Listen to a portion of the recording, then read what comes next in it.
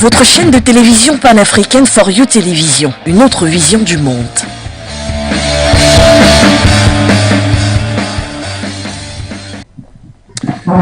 Vincent Karega, l'ambassadeur du Rwanda, est désormais, entre guillemets, persona non grata du côté de la République démocratique du Congo. Ce dernier s'est donc vu être expulsé de Kinshasa, où il était accrédité pour la mission diplomatique par les autorités congolaises. Une expulsion qui fait donc suite dans les tensions entre la République démocratique du Congo et le Rwanda, dans ce qui concerne notamment l'insécurité dans la partie est de la RDC, au nord Kivu, en Goma, avec notamment le mouvement du M23. Une situation qui davantage met en mal les relations diplomatiques, bien entendu, entre notamment la République démocratique du Congo, mais également aussi le Rwanda. Soulignons que la République démocratique du Congo, si on regarde sur le plan notamment de sa situation géographique, est un pays de l'Afrique centrale, mais qui s'est vu notamment beaucoup plus être proche de l'Afrique de l'Est, selon bien sûr Martin Fayulu, qui était notamment deuxième à l'élection présidentielle sur le plan officiel. Il a souligné que les autorités congolaises, du moins l'actuel chef de l'État, Félix Tshisekedi Tshilombo, devait rompre donc ses relations avec notamment le Rwanda, parce que le Rwanda ne jouait pas un franc jeu. Est-ce que le chef de l'État a-t-il donc écouté les paroles de celui qui, pour le moment, adopte une casquette congolaise, mais qui, d'ici quelques jours, sera son opposant en termes des élections présidentielles? On tente de comprendre cela, s'il est à craindre une certaine désescalade dans cette émission, et on pourra avoir également, donc, en termes d'accueil, un reportage qui nous permettra d'être centré sur cette question. Madame, Monsieur, bienvenue à toutes et à tous sur For You Media Africa. Bienvenue à votre avis compte. Votre chaîne de télévision panafricaine For You Télévision, une autre vision du monde.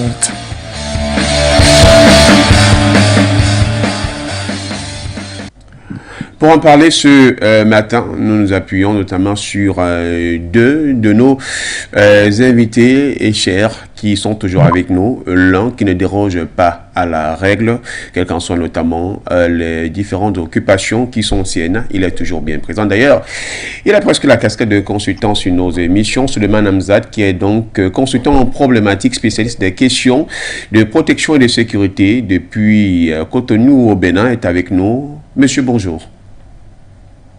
Bonjour, cher frère Florent. Bonjour aux techniciens de For You Media. Bonjour à la direction grâce à laquelle cette télévision reste toujours debout et vivace. Bonjour à la galaxie patriotique panafricaine. Bonjour l'Afrique. Merci également à vous, monsieur, d'avoir accepté une fois de plus notre invitation. Je ne sais pas si du côté de la technique, on est rassuré que le second invité est là. Sinon, merci de nous faire savoir. S'il est avec nous, Moussa Zan Diara, vice-président du réseau des jeunes actifs RJA depuis la capitale Bamako au Mali. Vous nous avez rejoint une fois de plus pour ce rendez-vous. Bonjour.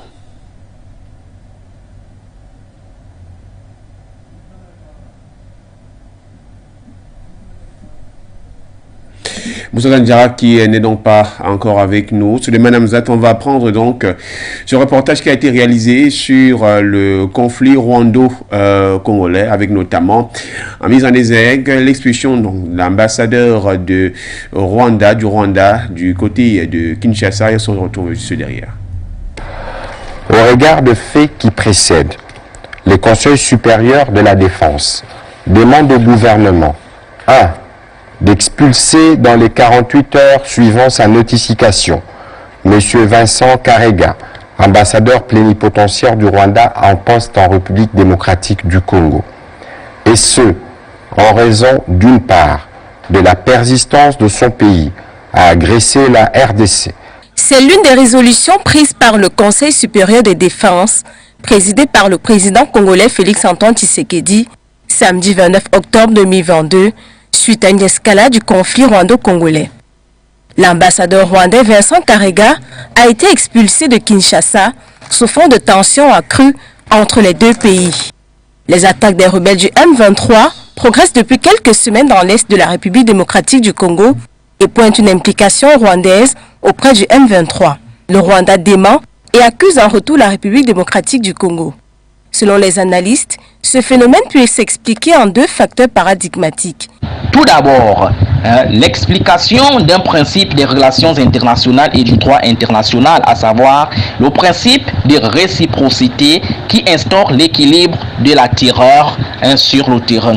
En effet, les deux pays s'auto-accusent, tout comme la RDC accuse le Rwanda de soutenir le M23.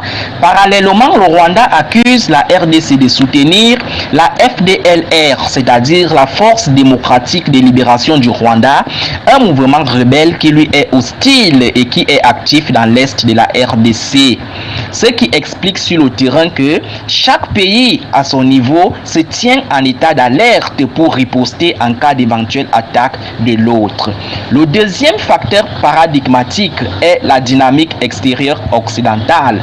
En effet, il ne faudrait pas épargner cette dynamique qui montre que ces mouvements rebelles bénéficient de l'appui de certaines puissances étrangères. Sinon, comment comprendre la présence des casques bleus au Congo depuis 2 décennies et la persistance de ces mouvements rebelles?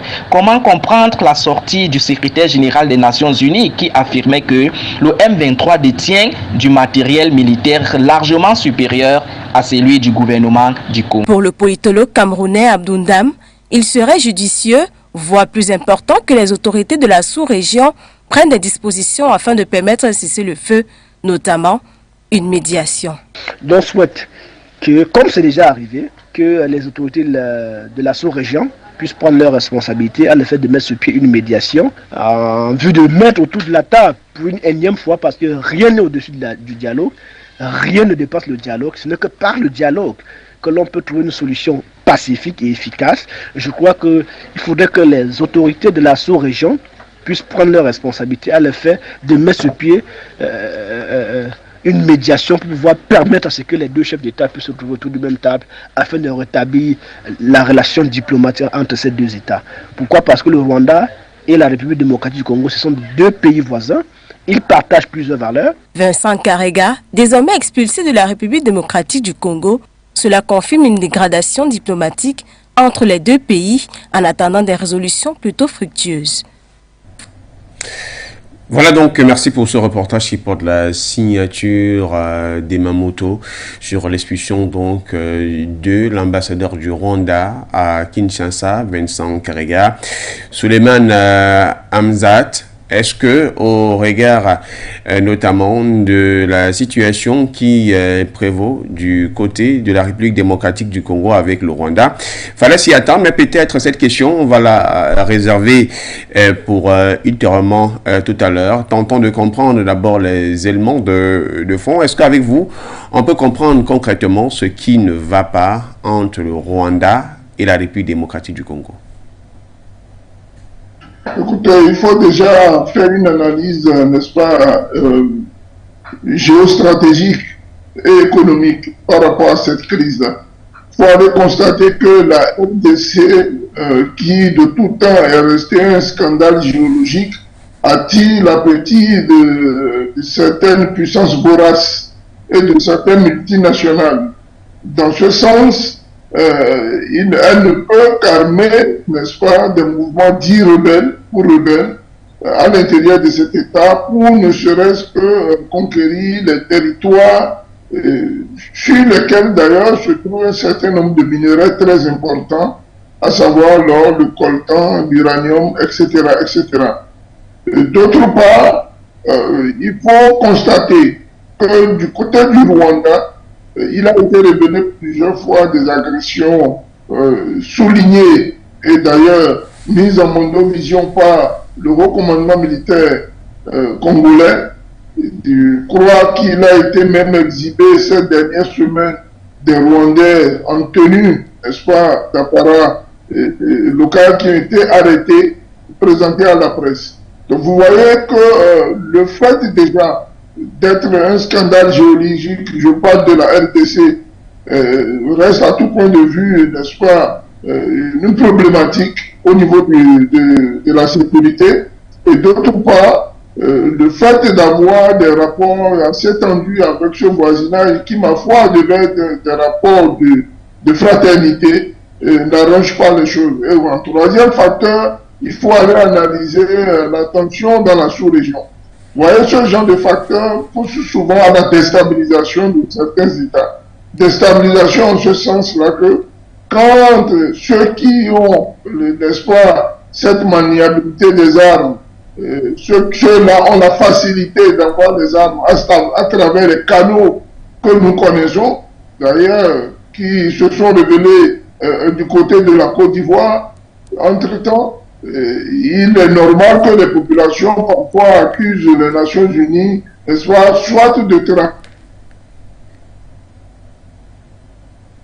de support à ces genres de rébellion, surtout en termes d'armement.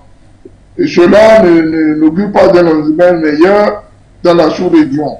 Il faille, dans les meilleurs délais, n'est-ce pas, trouver les voies et moyens par lesquels ramener les frères congolais et rwandais autour d'une table.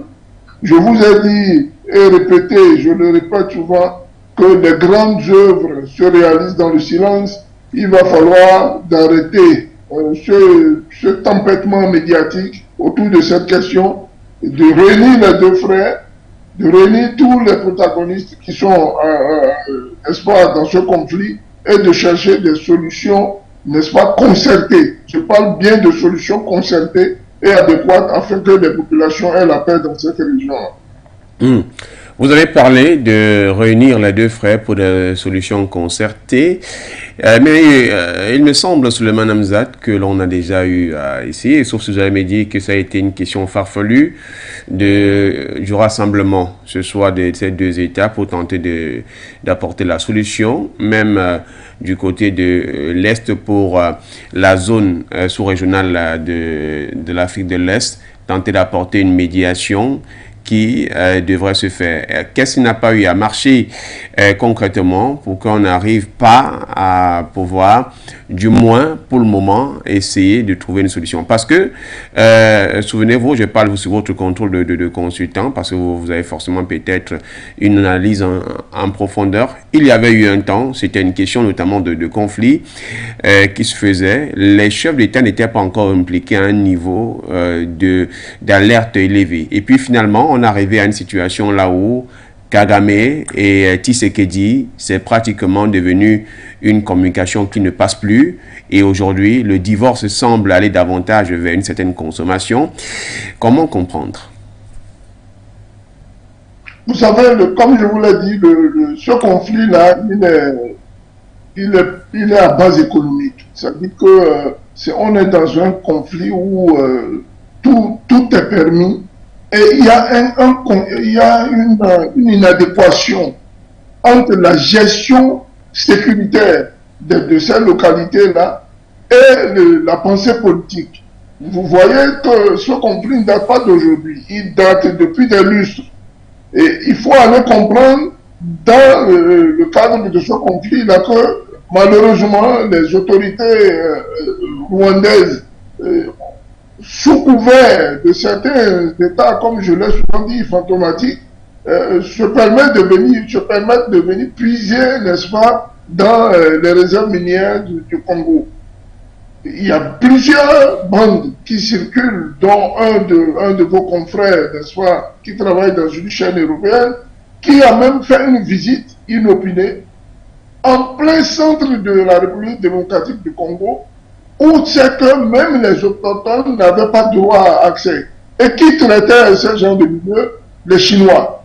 Les Chinois étaient en train de puiser de l'or à tout va, empoisonnant les fleuves, n'est-ce pas, de par l'utilisation, n'est-ce pas, illimitée du mercure. Et cela a réveillé la sensibilité des populations qui ont alerté d'ailleurs les populations, les autorités.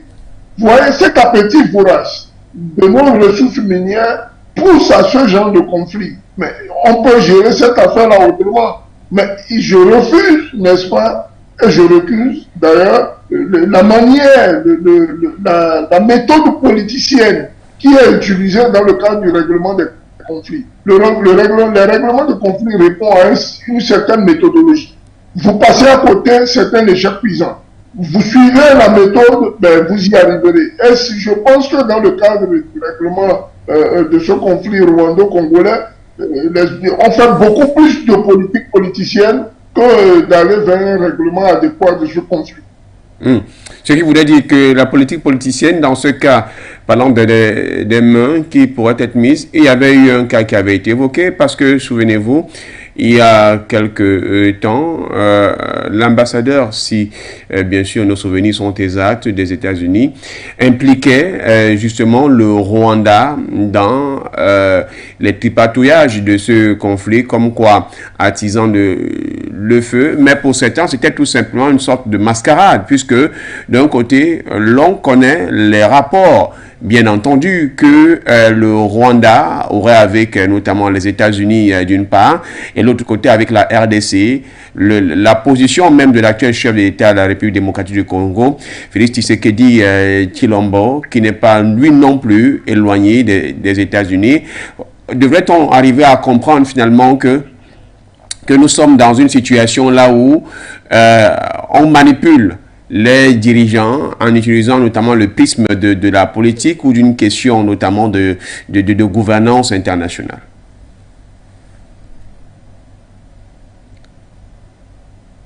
Vous savez, il y a même un gouverneur de l'époque, j'oublie un peu son nom, qui avait fait l'objet de soupçons, n'est-ce pas, en ce qui concerne la gestion des ressources internes naturelles. En fait, que les États-Unis avaient émis un rapport sur le Niger, l'uranium du Niger et le coltan du Congo loyal. D'autre part, l'or a fait l'objet, n'est-ce pas, d'un processus, ce que nous appelons le processus de Kimberley, mais qui n'a jamais été respecté. L'or est vendu à tout va, on n'en connaît pas les provenances et malheureusement, ces ressources qui sont pillées dans nos États sont utilisées, n'est-ce pas, dans le cadre de l'alimentation de toutes les rébellions que vous voyez. Nos États, vous savez, le Congo il est tellement vaste, ça fait je ne sais pas combien de fois la Belgique, vous voyez, et c'est un État qui, du point de vue sécuritaire, a encore du chemin à faire pour l'intégrité de son territoire. Et pardon, ceux qui en ont les possibilités, comme le M23, qui malheureusement dit être appuyé par le Rwanda, qui d'ailleurs a l'une des armées les plus féroces, ben, trouve ici, n'est-ce pas, le terreau fertile de rentrer et de s'accaparer de certaines zones minières dans le cadre de cette installation qui demeure, ma foi, illégale. Mais que font les autorités congolaises par rapport à ça? Cela a mis du temps. Cela datait depuis le temps de Mobutu, du président, du maréchal Mobutu. On en est arrivé au président Kabila. Et une petite parenthèse pour vous parler de géostratégie militaire. Il s'avère que certains rapports font croire que du temps du président Joseph Kabila Kabange, beaucoup d'officiers rwandais qui ont participé, qui auraient participé à la rébellion, se sont retrouvés à des postes de responsabilité du côté de la RDC.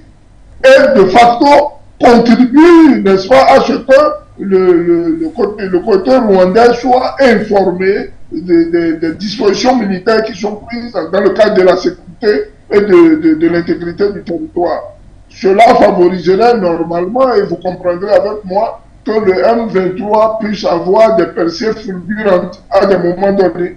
C'est aux autorités congolaises, n'est-ce pas, en amont, de prendre leurs responsabilités et partant aux autorités de la sous-région et voire même les Nations Unies qui sont impliquées dans ce conflit et qui, ma foi, ne font rien du tout.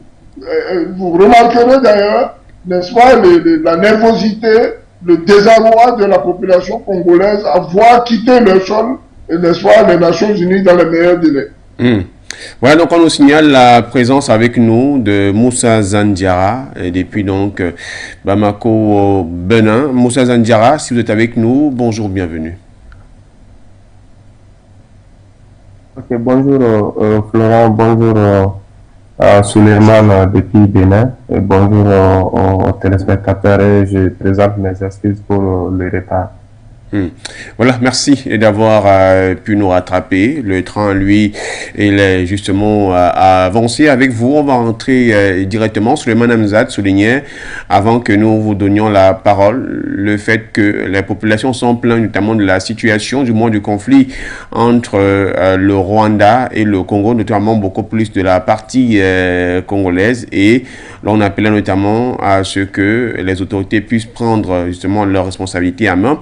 Aujourd'hui, on a eu à évoquer parmi ces canaux-là, notamment un des leaders politiques en RDC, Martin Fayulu, celui qui officiellement a été le deuxième aux élections, même s'il s'est dit toujours vainqueur et premier, que l'ambassadeur de la République du Rwanda soit expulsé de la RDC, et là cela démontrait davantage au Rwanda que la RDC n'est pas du tout d'accord de ce qui se passe autour de sa frontière. Est-ce qu'aujourd'hui on était en attente de cela, ou bien on peut dire que le président a écouté la voix de son peuple pour tenter de démontrer toute la vigueur et je voudrais dire la rigueur avec laquelle il voudrait que cette situation puisse trouver un terme? Oui, merci bien, parce que il faut reconnaître que depuis le début de ce conflit, au côté congolais, le président a toujours tenté de pacifier, d'avoir un dénouement pacifique par la voie diplomatique. Ce qui n'a pas vraiment donné vraiment un résultat escompté, parce que le conflit ne fait que gagner le terrain.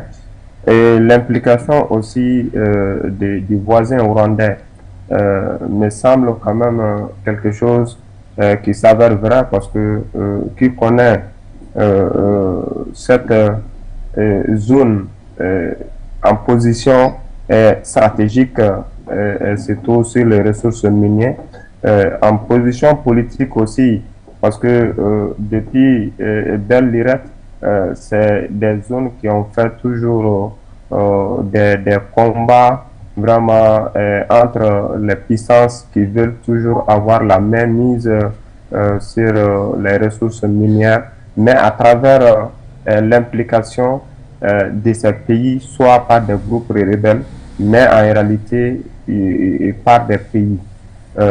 L'implication du Rwanda peut vraiment être citée dans ce sens, parce que dans l'historique, c'est ce même Rwanda qui a fait que le général Marshal Mobutu a pu être vraiment vaincu sur le territoire congolais. C'était le commandant, un jeune commandant rwandais qui menait la lutte avec les rebelles. C'est lui qui pilotait le combat jusqu'à Zaïre. Maintenant, si tout le monde connaît quand même la force, surtout de la force rwandaise, leur capacité de mener ce genre de combat, ils maîtrisent aussi le terrain. Maintenant, en ce qui concerne aussi l'existence de ces groupes rebelles aussi qui sont déjà sur place au Congo, c'est des dizaines de groupes rebelles qui sont connus et qui ont été toujours, je peux dire, soutenus et financés et équipés par vraiment l'extérieur, de part des forces nuisibles vraiment extérieures, parce que qui ont toujours la même issue des mines clandestines, et aussi vraiment qui extradent aussi ces minéraux pour faire sortir ça sur le territoire congolais par des voies vraiment des trafiquants. Maintenant, Congo quand même, ils ont toujours cherché à résoudre ce problème, n'a pas vraiment, comme on l'avait dit, cette voie diplomatique. C'est pour cela il y a eu beaucoup de médiations et il y a eu beaucoup aussi de déclarations concernant les deux parties pour qu'ils puissent vraiment s'entendre et trouver vraiment des points de sortie.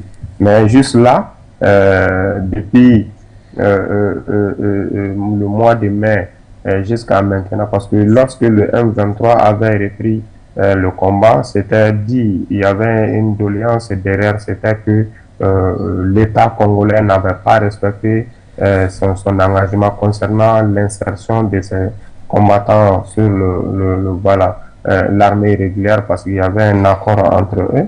Mais pourquoi cet accord n'a pas pu vraiment être résolu? En plus de ça, pourquoi subitement la reprise de ces hostilités, surtout dans ces zones? On le sait, en vers les années 2010, 2011, 2012, c'était la même situation. Ils avaient même pris la grande ville qui était Goma et avant de perdre cette ville. Mais on sait que ces accords sont des accords de façade. Mais ce qui est derrière, c'est l'exploitation minière de ces coltans, de ces autres miniers et ressources minières qui font l'objet de cette guerre. Sinon, ce n'est pas seulement l'insertion de ces combattants. Nous avons vu le cas de MNLA au Mali ici, et un groupuscule d'armée qui s'est bâti, qui s'est montré vraiment opposant de l'État malien, mais on a vu que c'était pas eux, mais c'était une force extérieure qui était derrière eux pour les soutenir, et pour les armer et pour même mener des combats auprès d'eux. Parce que lors de ces affrontements, il y a eu vraiment des cas de morts qui ont été enregistrés, mais qui n'étaient pas des Touaregs, qui n'étaient pas vraiment des natifs maliens, mais c'était des mercenaires et c'était des gens qui étaient vraiment venus de l'extérieur pour les soutenir. Et c'est le même cas qui se produisent au Congo depuis des années, depuis des décennies. Et l'existence aussi des MONUSCO depuis 1999 n'a pas aussi fait effet.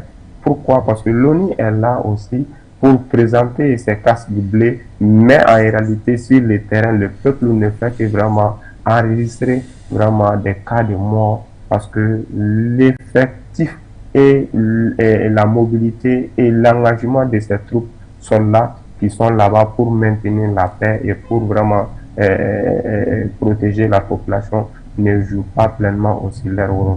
Malgré qu'ils ont fait un communiqué l'autre jour lors de ces affrontements par le M23 pour les deux villes, dont la MONUSCO a enregistré 4 blessés. Malgré tout ça là, nous constatons vraiment l'inefficacité de ces troupes sur le terrain. Et il faut reconnaître que, comme Suleiman, mon frère l'a si bien aussi dit, il faut que le président congolais aussi revoie vraiment ces troupes, parce que l'hierarchie militaire, nous avons constaté que après Mobutu, il y a des Rwandais, vraiment des rebelles qui ont été intégrés dans l'armée. Maintenant, qu'est-ce qui fait qu'il y a toutes ces informations et toutes ces défections souvent qui viennent facilement, ou bien que certaines positions tombent facilement? Vraiment, il faut que l'armée congolaise aussi revoie vraiment le plan vraiment de leur stratégie de combat et même la position de certaines hiérarchies militaires concernant l'implication de ces troupes. Parce que selon certaines informations aussi, nous avons compris qu'il y a certains groupes rebelles qui sont aussi soutenus et même dotés par certaines hiérarchies militaires aux côtés congolais, pour aussi mener des combats sur le terrain auprès des forces régulières congolaises. Chose que Rwanda aussi avait dénoncé, parce que les Rwandais accusent aussi ces groupes rebelles qui ont aussi participé à la guerre civile entre les Tutsis et les Hutus dans les années 1994. Donc les deux pays se tiraillent vraiment juste là, parce qu'il y a eu une histoire tragique entre vraiment ces deux races, et toujours l'existant est là, et toujours c'est même ce qu'elle continue vraiment à produire des effets négatifs entre la relation de ces pays et aussi l'instrumentalisation de ces forces étrangères qui arrivent aussi à toujours mener leur plan machiavélique vraiment auprès de ces pays-là, pour déstabiliser toujours ces centres du continent qui donnent vraiment beaucoup d'espoir aux côtés vraiment des ressources minières, mais qui n'arrive pas à l'exploiter à son propre gré et à faire vraiment d'utilité auprès de sa population. Voilà, merci à vous, Suleiman Hamzat. Avant, peut-être qu'on pourra, d'ici à quelques minutes, avoir avec le concours de la réalisation une certaine image sur ce trafic qui pourrait davantage envenimer la situation. Si on en venait, par exemple, au cas notamment de ce mouvement du M23, qui est considéré comme un mouvement rebelle, est-ce qu'il y a des assurances de manière très claire que le M23 c'est une rébellion rwandaise qui bénéficierait donc du soutien du pays, du pouvoir central notamment du Rwanda, dirigé par le président en ce moment Paul Kagame, et qui mettrait donc en mal la République démocratique du Congo avec une main extérieure. Ben écoutez, il faut savoir d'ailleurs qu'est-ce que c'est que le M23 et ses réelles aspirations. Vous constaterez que ce mouvement rebelle est un mouvement qui n'a pas, qui n'émet pas, n'est-ce pas, un carnaval politique ou politicien bien déterminé. Ils sont dans le cadre d'une lutte armée, une lutte armée qui n'a pratiquement pas d'objectif politique. Vous ne les avez jamais vus, par exemple, prendre position sur tel ou tel point ou activité ou actualité de la RDC Congo. C'est un mouvement qui se retrouve dans cette zone-là, n'est-ce pas, minière, excessivement doté par la nature, n'est-ce pas? Et d'autre part, c'est un mouvement qui, même si on essaie même d'occulter son appui logistique en hommes et matériel du côté de la RDC Congo, mais je vous l'ai dit à l'entame de cette émission, il faut aller voir toutes les mains fantomatiques qui procurent, n'est-ce pas, du matériel et de la logistique à ces mouvements. Je vais vous dire que vous serez surpris de constater que même dans les forêts du Kivu et d'autres parts là-bas, vous trouverez qu'il y a des pistes d'atterrissage, mais des trucs qui se passent, qui dépasse le contentement quand même d'un citoyen normal, du citoyen lambda. Les citoyens congolais sont violés, n'est-ce pas, à tout va. L'intégrité territoriale congolaise est violée à tout va. Je vous ai donné le cas des Chinois qui est en plein cœur de la République démocratique du Congo. Et cette émission-là, si vous me permettez de citer un nom, elle avait été faite par Alain Foucault, n'est-ce pas, de RFI. Bon, on n'aime pas trop souvent citer cette radio, mais notre frère faisait savoir aux autorités congolaises que, mais franchement, il y a un problème au niveau de la sécurité. Comme je vous l'ai dit, il y a des Rwandais qui, du temps du père, n'est-ce pas, comment on dit là, du père Kabila, ont participé à cette révolution-là qui l'avait porté au pouvoir, qui se sont installés, qui d'ailleurs aujourd'hui se retrouvent au niveau de l'appareil. Vous avez vu quels ont été d'ailleurs ces derniers temps-ci tout le nettoyage qui a été fait au niveau de l'appareil sécuritaire du Congo et voire au niveau de l'armée par le président Félix Tshisekedi. L'état-major a été renouvelé, la police, tous les corps militaires et paramilitaires, il y a eu un nettoyage total. Mais est-ce que cela contribuerait, n'est-ce pas, à recouvrer, n'est-ce pas, disons, le secret défense, n'est-ce pas, de la cessation de ces hostilités? Ben, les semaines à venir nous diront.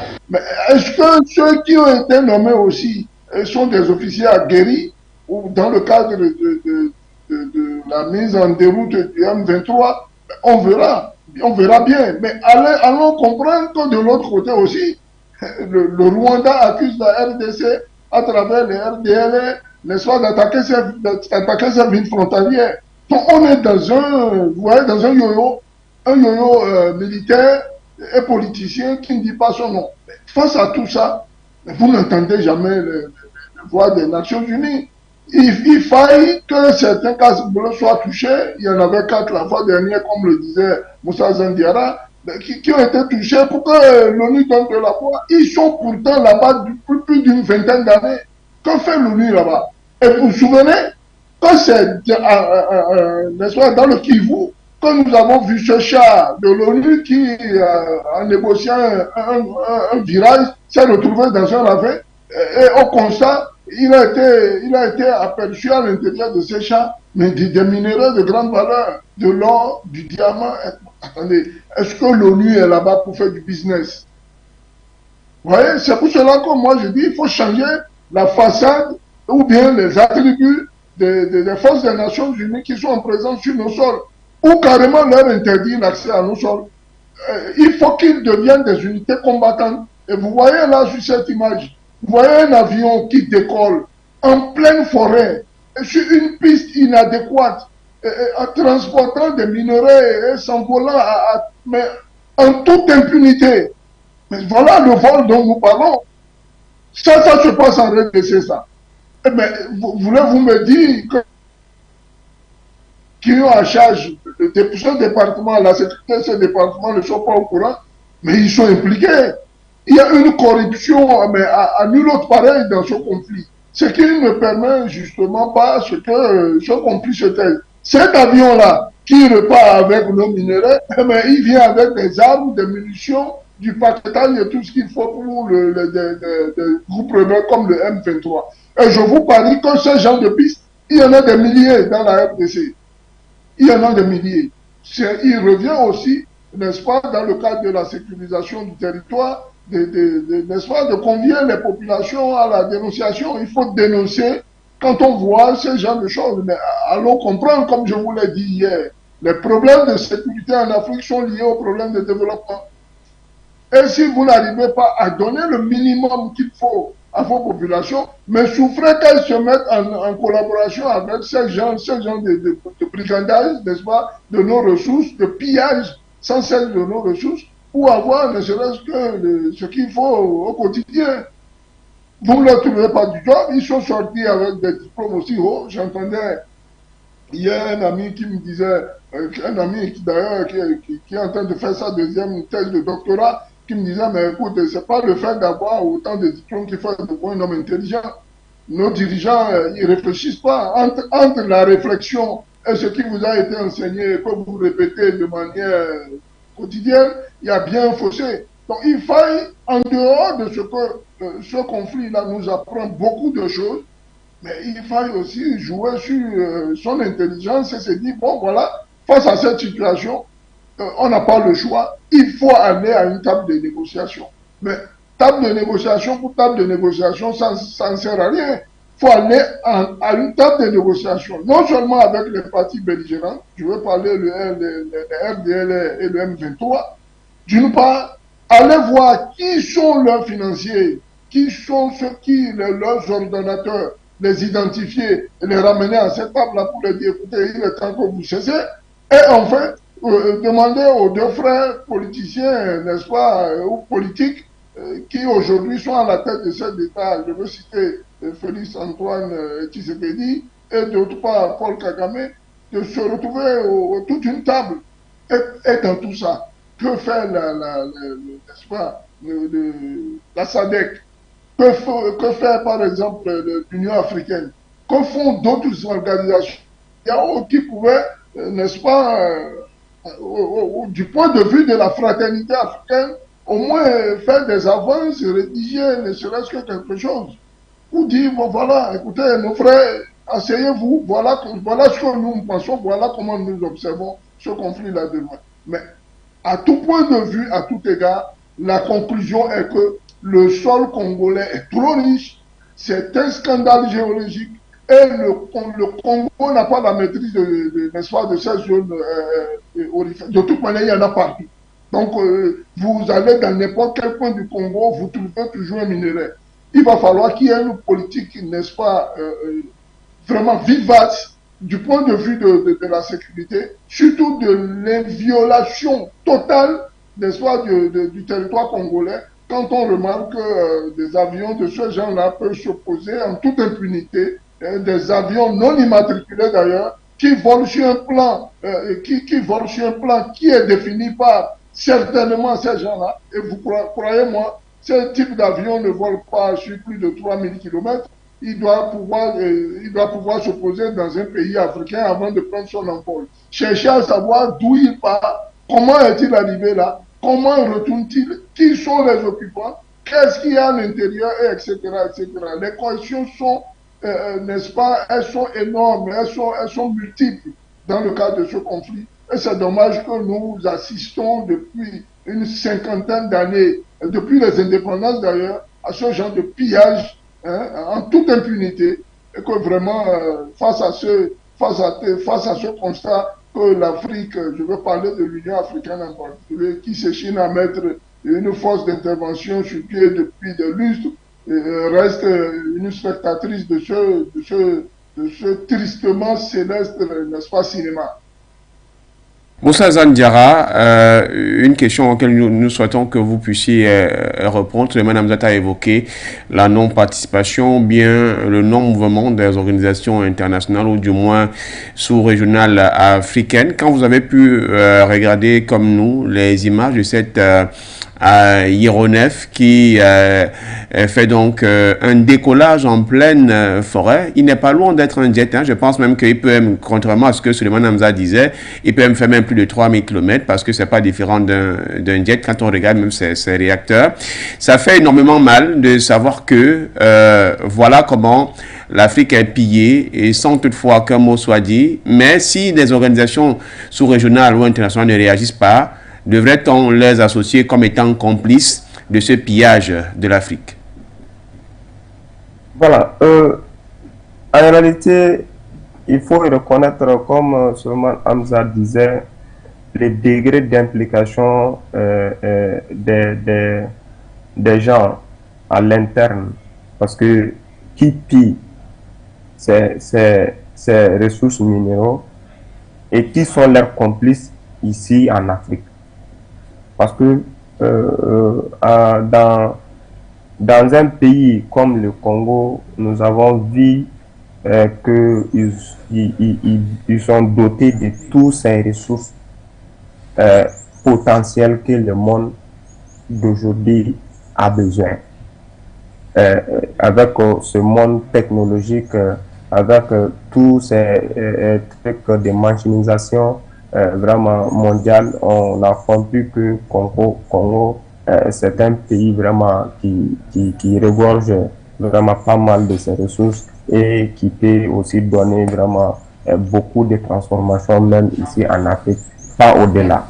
Maintenant, il ne peut pas avoir ces pratiques dans ce pays-là sans l'implication de ses propres responsables.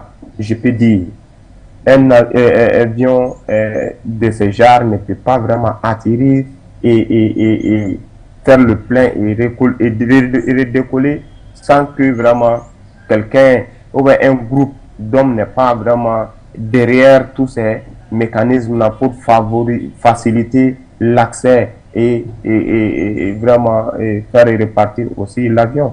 Maintenant, c'est une chaîne et même le pays où l'avion va atterrir aussi pour encore vraiment faire le plein de carburant pour aller soit en Europe ou bien soit en Asie, ces pays aussi en sait quelque chose.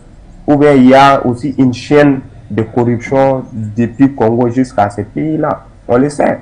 Même ces cas, le Mali, on a eu à découvrir ces cas-là au Mali ici dans une de nos villes qui est aussi une ville vraiment très réputée dans le cadre de ces ressources minières-là. Une ville appelée Kenyeba au sud, vraiment à l'ouest du Mali, hein, qui fait frontière du Sénégal. Il y a eu aussi des aérodromes de ce genre dont l'existence aussi n'était pas aussi connue par l'opinion nationale malienne. Ça a été des découvertes vraiment intrigantes par le peuple malien. Donc, tous les pays qui sont dotés par ces genres de ressources sont aussi vraiment pillés illégalement, mais à travers vraiment la complicité de ses propres fils. L'implication de nous, les Africains, font que l'Afrique ne peut pas vraiment aller de l'avant dans ce sens, surtout la lutte contre la corruption. Nous sommes vraiment plongés dedans jusqu'à nos moelles osseuses, parce que l'Afrique vraiment n'arrive pas à combattre ce système de corruption depuis le temps colonial. Parce que c'est les mêmes Africains qui achetaient, c'est les mêmes Africains qui payaient, c'est les mêmes Africains qui vendaient leurs propres frères au profit de quoi? Au profit vraiment de l'argent. Qui profite de ces sous-là? C'est quelques individus au profit des milliers, des millions de populations qui souffrent à longueur de journée et quotidiennement sans vraiment avoir vraiment leur gain de vivre, mais ils dorment vraiment sur une montagne vraiment remplie de ressources, mais qui n'arrivent pas à bénéficier, à satisfaire vraiment leur soif et leur faim.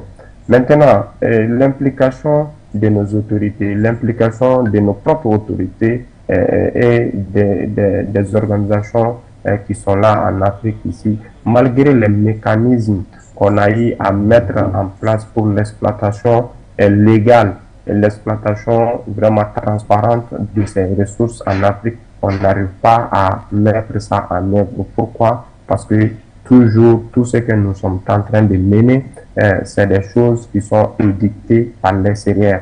Même la valeur de ces ressources ne vient pas de chez nous. Ces valeurs sont calculées ailleurs et ces valeurs sont transmises vraiment à travers le marché pour que nous pouvons vraiment avoir quelque chose à faire à travers vraiment ces valeurs de ces milieux-là. Donc, qui peut mettre fin à la corruption ou à l'exploitation irrégulière ou à l'extraction irrégulière de ces ressources, vraiment doit être en mesure de mettre fin aussi à l'expropriation de ce que l'Occident est en train de faire de nos ressources et de nos sols ici. Mais aucun pays et aucun leader vraiment n'a apporté une solution concrète de ce genre ici en Afrique. Nous avons constaté ces derniers moments parce que tout le monde parle de rénovation, tout le monde parle de refondation, tout le monde parle de mettre l'Afrique sur un chemin vraiment de changement, mais l'Afrique regorge toutes ses potentialités, mais l'Afrique ne bénéficie pas. Il faut que la nouvelle génération tente d'aller sur ce chemin-là et essayer vraiment d'apporter sa contribution pour donner une nouvelle orientation pour l'exploitation minière en Afrique ici et vraiment même la production et la transformation de ces ressources-là en Afrique ici. Voilà, merci à vous Moussa Zandiara. Souleymane Hamzat, on sort avec une note en 2 minutes. Vous avez commencé à évoquer des solutions, vous avez parlé même des solutions de manière concertée. Il y a Eric Vani sur la page Facebook qui disait que Kagame et Tshisekedi Tshilombo doivent venir vers l'aîné, le père, le patriarche même, Sassou Nguesso pour répondre. C'est un moyen de solution ou bien c'est aussi sa façon à lui de vouloir prôner la solution? Vous pensez que s'il fallait rester en ce cas précis, des personnalités comme celle-là, du cas de Sassou Nguesso, peuvent aider à trouver la solution? Ben, écoutez, je vois notre intervenant aller dans une méthode qui régissait, n'est-ce pas, le règlement des conflits au temps de nos parents, sous l'arbre à palabre. Et c'est souvent géré par les anciens. Et en l'occurrence, il ne faut pas seulement citer le président Sassou Nguesso qui est aussi un ancien dans la sous-région, mais il y a le patriarche Biya qu'il ne faudrait pas du tout négliger. Vous savez que tous les conflits qui sont passés par Yaoundé, n'est-ce pas, ont toujours trouvé solution. Sa sagesse, n'est-ce pas, sa témérité à trouver, n'est-ce pas, à retrouver, à instaurer la paix. Et dans cette sous-région-là, elle fait de lui un personnage incontournable dans le cadre du règlement des conflits. Donc, je suis de son avis quelque part, mais il faut élargir l'assiette, n'est-ce pas, au patriarche camerounais qui, du point de vue de l'expérience et de la gestion des affaires de la cité, est très loin devant le président très respecté Denis Sassou Nguesso du Congo. Voilà, monsieur, merci à vous pour votre participation à ce rendez-vous ce matin afin de tenter de comprendre la situation entre le Rwanda et la République démocratique du Congo suite donc à l'expulsion de l'ambassadeur Vincent Karega du Rwanda sur la terre de Kinshasa, cette terre quinoise où il était bien sûr accrédité pour sa mission diplomatique. Souleymane Hamzat, merci d'avoir été à nos côtés ce matin. C'est moi, très agréable journée et que la bénédiction du vous soit. Merci à vous, on vous souhaite pareil. Moussa Zandiara, vous avez passé un moment on n'a pas connu à cause de vos nombreuses activités également que vous menez sur le terrain. Merci d'avoir apporté votre contribution ce matin.